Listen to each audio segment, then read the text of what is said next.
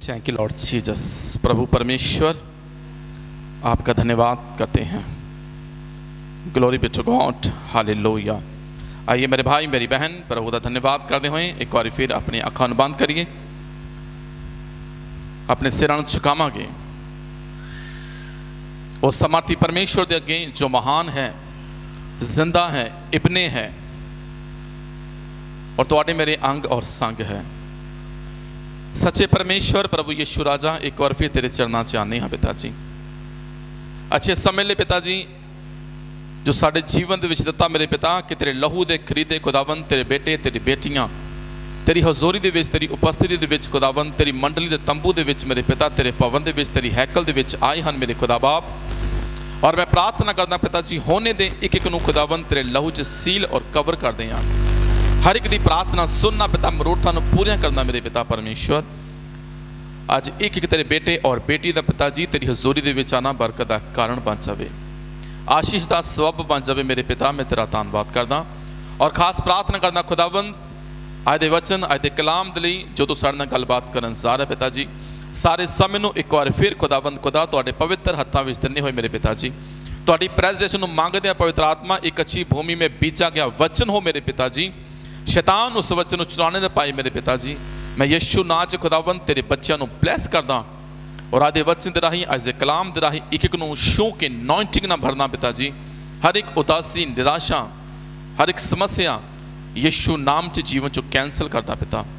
अपने वचन दे नाल खुदावंद अपने बच्चों नूं दृढ़ कर, समृद्ध कर मेरे पिता जी। अपने कामां लई, अपनी गवाही लई इस्तेमाल कर पिता जी।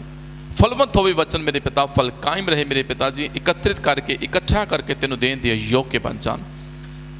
आओ पवित्र आत्मा साड़ी गवाही करो, सारी महिमा खुदावंत ते नाम दिंदे होए यीशु मसीह दे पवित्र, सामर्थी और जिंदा नाम दे विच होके मंगदे हैं। सब बोले आमीन, जोर से बोले आमीन, सब बोले आमीन।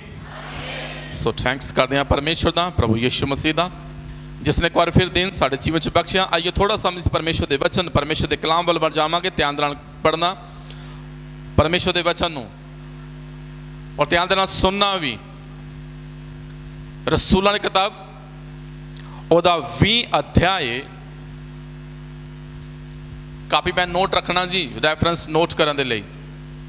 मैं पढ़ांगा परमेश्वर के कलाम, परमेश्वर के वचन दे विचों रसूलां दी किताब 20 अध्याय। होली स्पिरिट और ओदा 6 वचन तो पढ़ के देखना। अते पतीरी रोटी दे दिनां दे पिछों असी फिलिप्पे तो जहाज उत्ते चढ़े अते 5वें दिन त्रोआस विच उन्हां कोल पहुंचे और 7 दिन उत्थे टिके। परमेश्वर के कलाम विच देखना, हुण ध्यान नाल सुनना। इत्थे पौल और लूका परमेश्वर के वचन नूं, परमेश्वर के कलाम नूं अलग अलग जगह के उत्ते सुना रहे आ, परमेश्वर की कलीसिया नूं स्थापित कर रहे आ। और अफसस दे विचों निकलन दे विच और यरूशलेम तों जांदियां होया और यूनान दे एक त्रोआस एरिया दे विच आए और लिखदा कि उत्थे 7 दिन उत्थे टिके। मतलब पौल ने 7 दिन वेट की। ध्यान नाल सुना वचन नूं। पौल पलूस 7 दिन वेट कर रहा वा कि लोग उस जगह ते एकत्रित होणगे, लोग उत्थे इकट्ठे होणगे। उन्हें वेट की 7 दिनां तिकर कि लोग इस जगह ते आणगे यूनान दे त्रोआस दे विच और उत्थे ओ परमेश्वर दा वचन, परमेश्वर दा कलाम, परमेश्वर दा पैगाम उत्थे लोकां नूं दवेगा। और एक वड्डी भीड़, एक वड्डी गैदरिंग इस जगह ते होण वाली सीगी, क्योंकि लोकां दे विच पौल दा नाम बड़ा फेमस हो चुका सीगा, क्योंकि पौल दे राही परमेश्वर अपने अद्भुत काम कलीसिया दे विच लोकां दे विच जाहिर कर रहा सी और बहुत सारियां ब्लैसिंगां लाइफ दे विच मिल रहीआं सीगियां।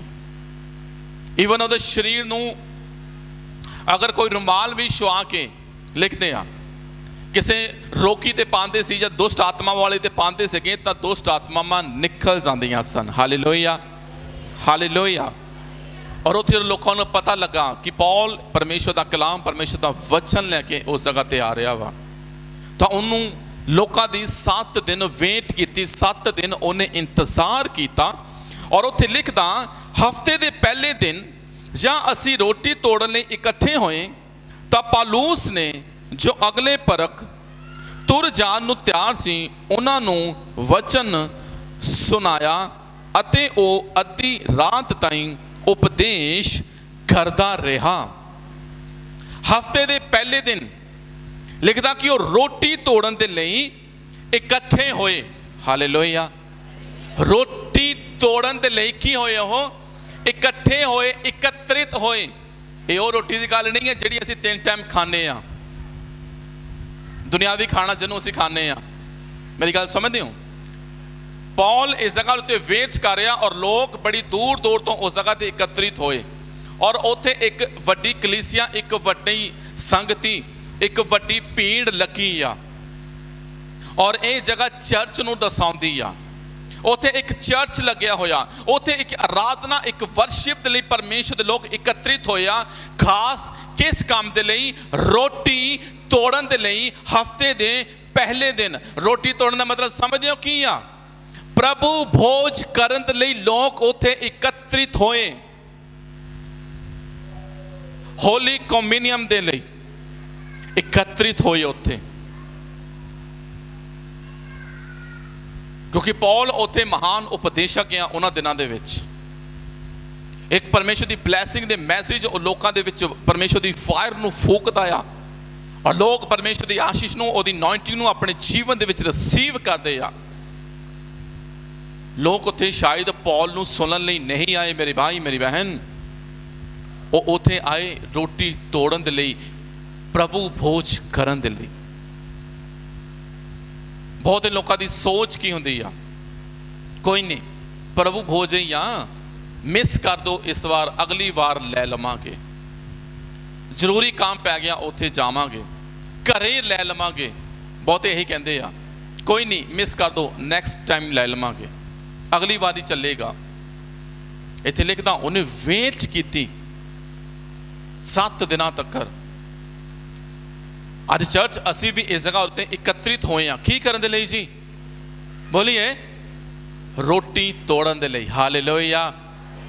प्रभु भोज करन दे लई। अज भी मंथ का पहला वीक आ, पहला संडे आ, पहला हफ्ता आ और असी भी इस जगह उत्ते की करने एकत्रित होए हैं?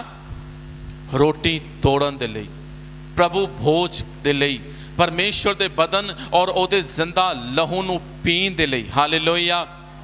हालेलुया। क्योंकि परमेश्वर चाहते हैं कि ओदे लोग एकत्रित होण, लोग इकट्ठे होण, संगति करन, ओदी वर्शिप करन, ओदी आराधना करन।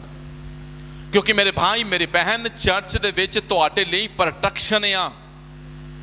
परमेश्वर अज भी चर्च दे नाल बहुत ज़्यादा, अपने भवन दे नाल बहुत ज़्यादा प्यार करदे आ। जो अनॉइंटिंग, जो ब्लैसिंग तुहानू सिर्फ चर्च दे विच ओदी हजूरी दे विच मिलेगी, वो तुहानू होर शायद किते नहीं मिलेगी। क्योंकि चर्च दे विच प्रोटेक्शन आ, चर्च दे विच तुहाडे लई सुरक्षा आ। हालेलुया। बहुते कहते जी घरे ठीक है असी, हुण परमेश्वर घर नहीं जाएगा तुहानू ब्लैस करन दे लई। परमेश्वर चाहता कि बेटे ओदी बेटियां एकत्रित होण, इकट्ठे होण, संगति करने लई, यूनिटी करने लई। बाइबल नूं पढ़ के देखो, परमेश्वर ने हर जगह ते भीड़ दी भीड़ इकट्ठी कीती। हालेलुया। हालेलुया। उन्हें एक बिग मैसेज दिता वा वड्डियां वड्डियां भीड़ां दे विच। परमेश्वर चाहता कि ओदे बेटे, ओदी बेटियां ओदी हजूरी दे विच आन, ओदी आराधना दे लई, ओदी वर्शिप दे लई, रोटी तोड़न दे लई, प्रभु भोज लैण दे लई, जो तुहाडे लई मेरे लिए बहुत ही ज़्यादा कंपलसरी आ, बहुत ही ज़्यादा जरूरी आ। कुछ लोग होंदे आ जिहड़े अज भी संगति तो मिस आ। मैं पिछली बार भी दस्सिया सीगा, अज भी बहुत मिस आ, वो दूर आ अज भी प्रभु भोज तो।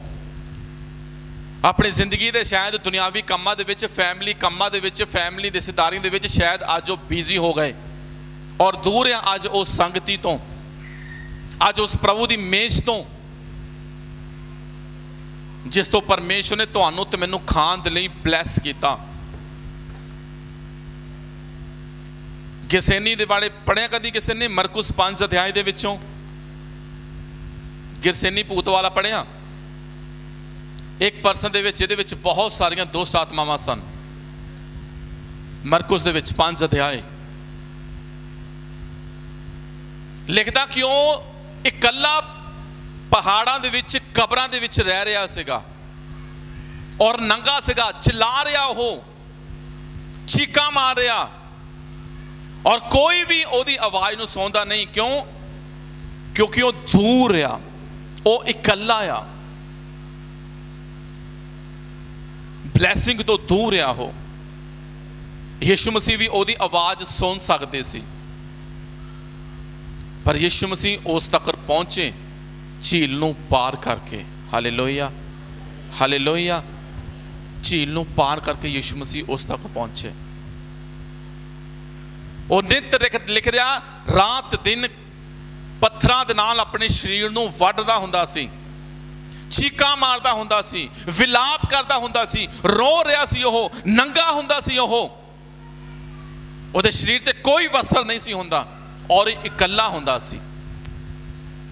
अज भी बहुत सारे लोग, बहुत सारी कलीसियां संगति तो दूर आ।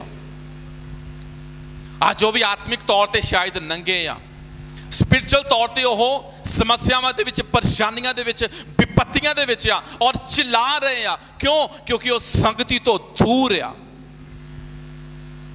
वो परसन दूर सीगा, इकल्ला ही रह रहा।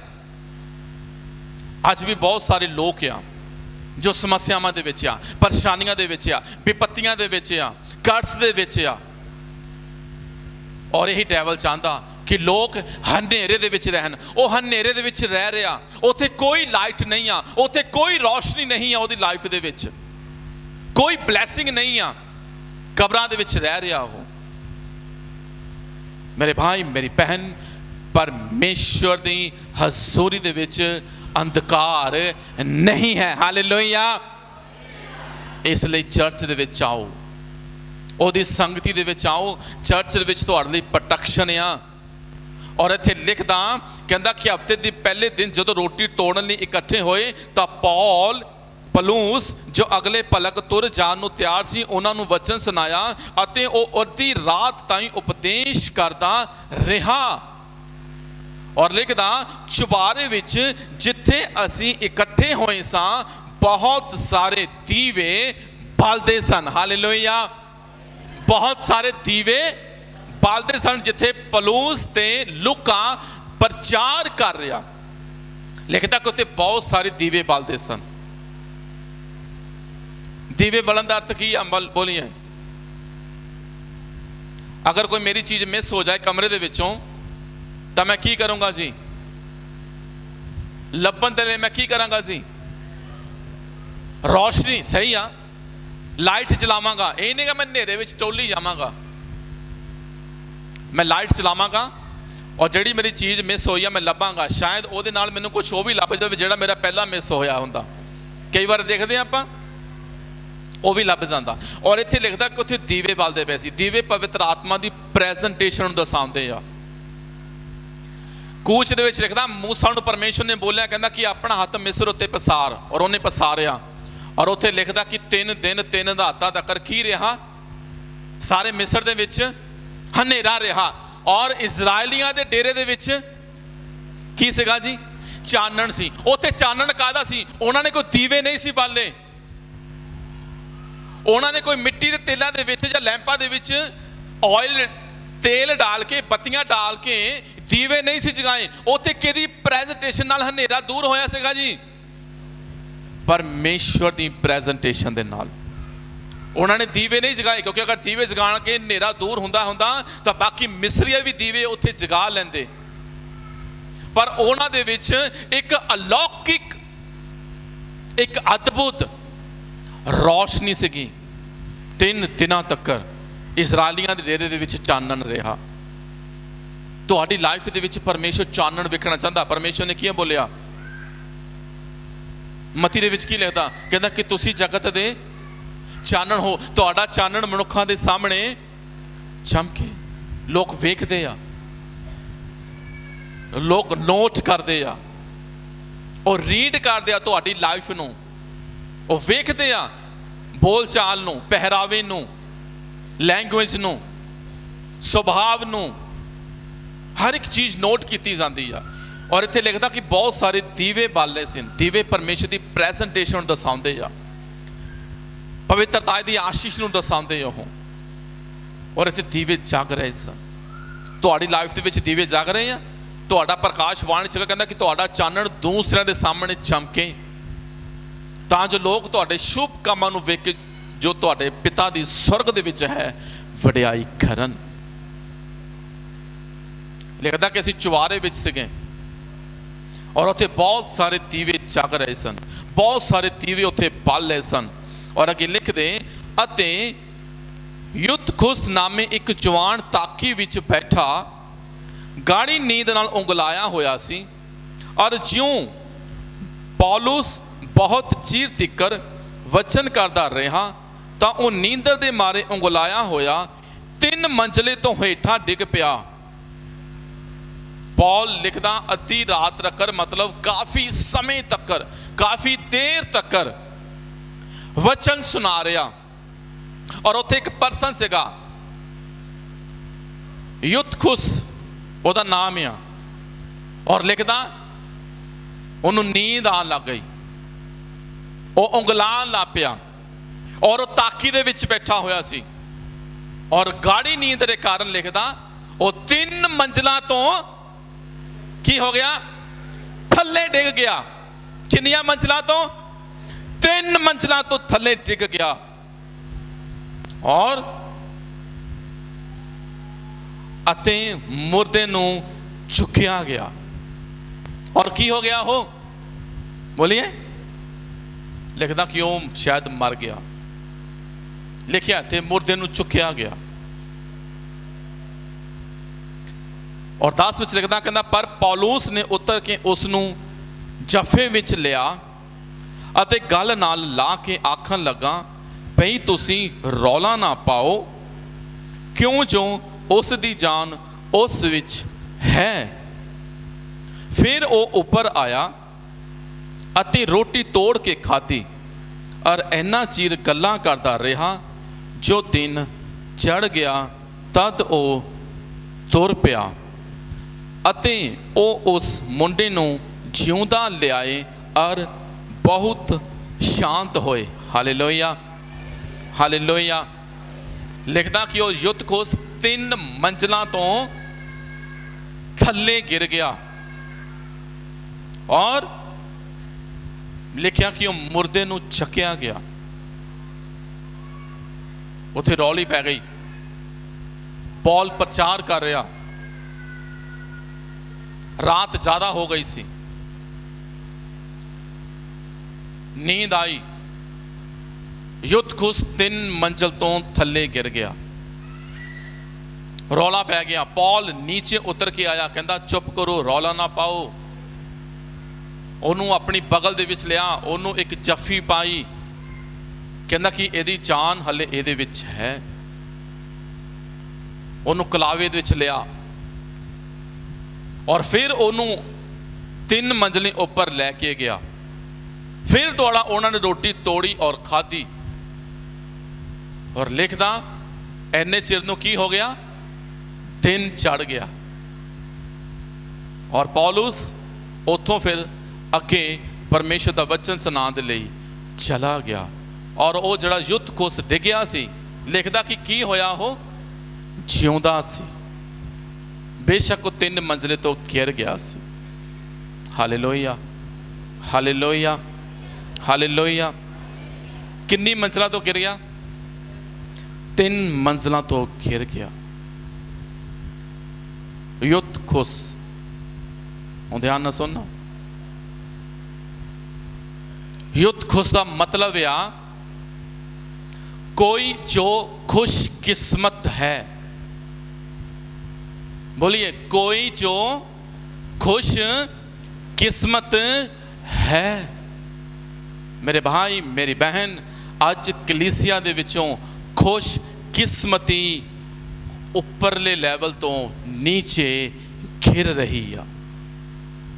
ਅੱਜ ਲੋਕ ਗਿਰ ਰਹੇ ਆ, ਅੱਜ ਕਲੀਸਿਆ ਵੀ ਗਿਰ ਰਹੀ ਆ ਪਾਪ ਦੇ ਵਿੱਚ, ਸਮੱਸਿਆਵਾਂ ਦੇ ਵਿੱਚ, ਪਰੇਸ਼ਾਨੀਆਂ ਦੇ ਵਿੱਚ, ਗਲਤ ਕੰਮਾਂ ਦੇ ਵਿੱਚ, ਗਲਤ ਸੁਸਾਇਟੀ ਦੇ ਵਿੱਚ, परमेश्वर तो दूरी दे विच।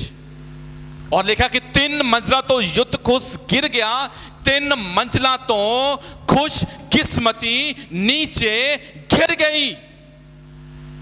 अज भी लोग गिर रहे हैं पाप दे विच, बेविचार दे विच, गलत कामां दे विच, नशियां दे विच। 3 मंजिलों तो नीचे गिर गया। और पौल ने की किया, इत्थे ध्यान सुनना, टर्निंग पॉइंट आया। पौल 3 मंजिलों तो उस खुश किस्मती नूं जो गिर गई सी उस नूं दोबारा स्टैंड करन दे लई नीचे उतर के आया। हालेलुया।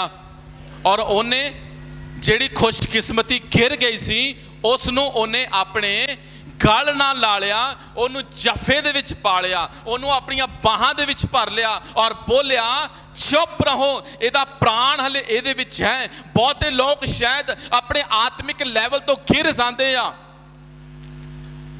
पर वो शायद मरे नहीं होंदे।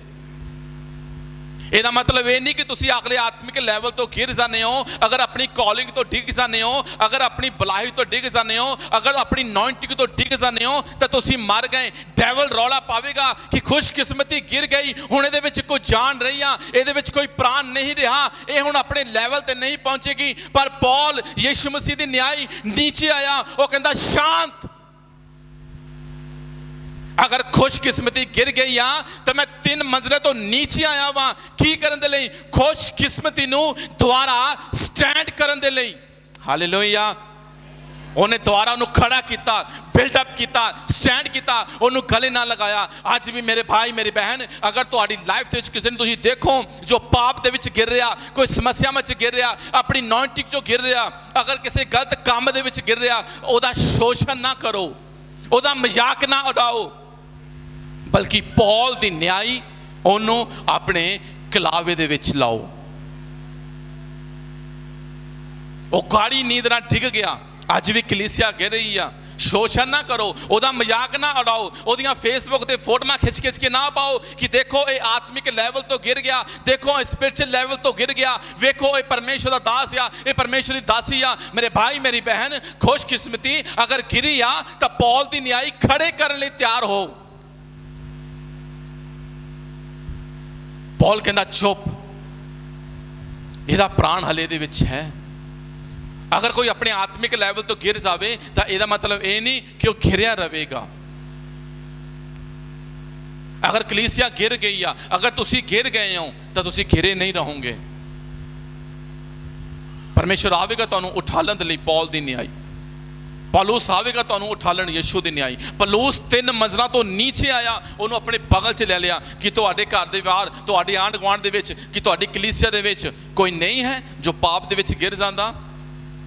रौला ना पाओ, उहदा साथ दिओ, उन्होंने थोड़ा हौसला दिओ, कोई दिक्कत नहीं, प्रभु ते फेथ रखो। मेरे भाई मेरी बहन, पौलुस दी न्याय उन्होंने अपनी बगल दे विच लाओ। अज बहुत सारे गिर रहे आ पाप दे विच, खुशकिस्मती गिर रही आ, पर परमेश्वर गिरी नहीं रहन देवेगा।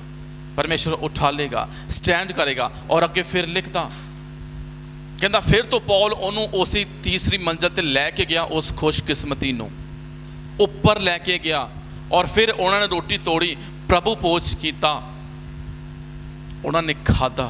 हालेलुया। प्रभु भोज खान दे नाल उहदे विच की फेत आ गई, स्थिर हो गया। उहदी मिस्टेक, उहदी गलती पता की सी?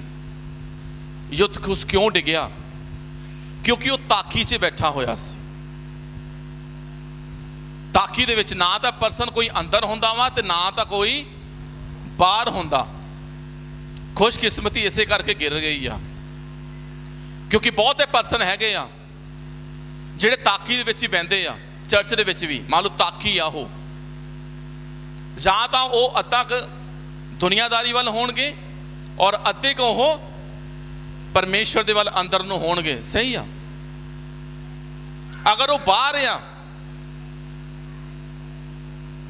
तो दुनियादारी दे विच आ, अगर वो अंदर आ तो परमेश्वर दे विच आ। पर जिहड़ा बंदा ताकी च बह गया वो ना अंदर ते ना बाहर। अज कलीसिया का कुछ हाल भी इदां ही आ, ताकी वाली होया पिया। जो समस्यावां आ गई उदों प्रभु दे वल, जो सारा कुछ ठीक हो गया उदों फिर ताकी दे विच, उदों फिर दुनियादारी दे विच। इसे करके कलीसिया गिर रही आ, इसे करके वो युद्ध खुश गिर गया क्योंकि वो ताकी च बैठा सी। मेरे भाई मेरी बहन, चर्च के अंदर आओ। तदी पौल ने वेट की कि सब नूं अंदर आण दिता जावे, क्योंकि जेडे ताकी च बैठे हैं ना, जेडे कलीसिया अद्धी क चर्च वाल अद्धी क संगति दूसरे वाल, वो डिगणगे ही, क्योंकि दुनिया तुहानूं पिछों खिंचेगी।